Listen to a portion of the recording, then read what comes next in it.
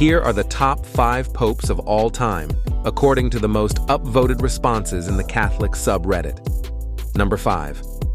Pope Leo XIII, born Gioacchino Vincenzo Raffaele Luigi Pecci, was head of the Catholic Church from February 20th, 1878, until his death in July 1903.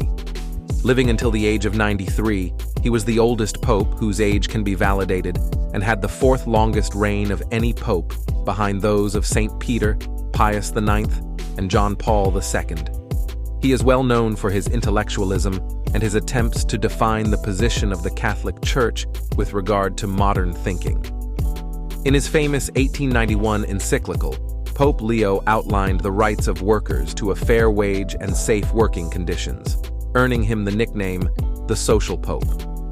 Additionally, Pope Leo was a strong advocate for reviving the teachings of Thomas Aquinas and believed his writings to be foundational to the Church. He was also a strong promoter of the Rosary and the Scapular. Number 4.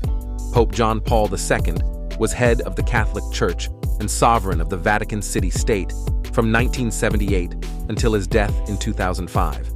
John Paul II was the first non-Italian pope since Adrian VI in the 16th century, as well as the 3rd longest-serving pope in history after Pius IX and St. Peter.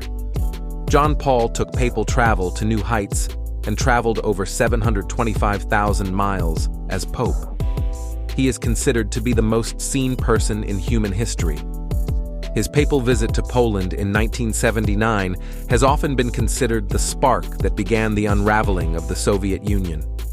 His visit is said to have heavily influenced the Polish solidarity movement and ultimately the fall of the Berlin Wall. As part of his special emphasis on the universal call to holiness, John Paul II beatified 1,344 people and canonized 483 saints, more than the combined tally of his predecessors during the preceding 5 centuries. By the time of his death, he had named most of the College of Cardinals and consecrated many of the world's bishops. Number 3. Pope Pius X, born Giuseppe Melchiorre Sarto, was head of the Catholic Church from August 4, 1903, to his death in August 1914.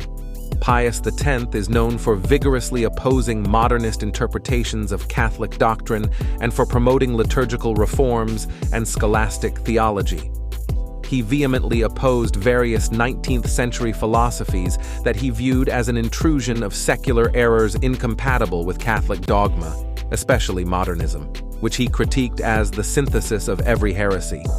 He initiated the preparation of the 1917 Code of Canon Law, the first comprehensive and systemic work of its kind. He is venerated as a saint in the Catholic Church. The Society of St. Pius X, a traditionalist Catholic fraternity formed decades after his death, is named after him. Number 2. Pope Pius V was head of the Catholic Church and ruler of the Papal States from January 7, 1566 to his death in May 1572. He is chiefly notable for his role in the Council of Trent, the Counter-Reformation, and the standardization of the Roman Rite within the Latin Church, known as Tridentine Mass. Pius V excommunicated Elizabeth I of England for heresy and persecution of English Catholics during her reign. He also arranged the formation of the Holy League, an alliance of Catholic states to combat the advancement of the Ottoman Empire in Eastern Europe. Although outnumbered, the Holy League famously defeated the Ottomans at the Battle of Lepanto in 1571. Pius V attributed the victory to the intercession of the Blessed Virgin Mary and instituted the Feast of Our Lady of Victory. He declared Thomas Aquinas a doctor of the Church in 1567, and Pius V was canonized as a saint in 1712. Number 1. St. Peter, also known as Peter the Apostle or Simon Peter, was one of the 12 apostles of Jesus Christ and is considered the first bishop of Rome within the Catholic tradition. Peter's papacy is estimated to have spanned from the year 30 to his death, which would make him the longest reigning pope, at anywhere from 34 to 38 years. Peter was the first disciple to acknowledge Jesus as Messiah, prompting Jesus to say, "You are Peter, and upon this rock I will build my church, and the gates of the netherworld shall not prevail against it. I will give you the keys to the kingdom of heaven. Whatever you bind on earth shall be bound in heaven." Peter's role was amplified through his connection to Rome.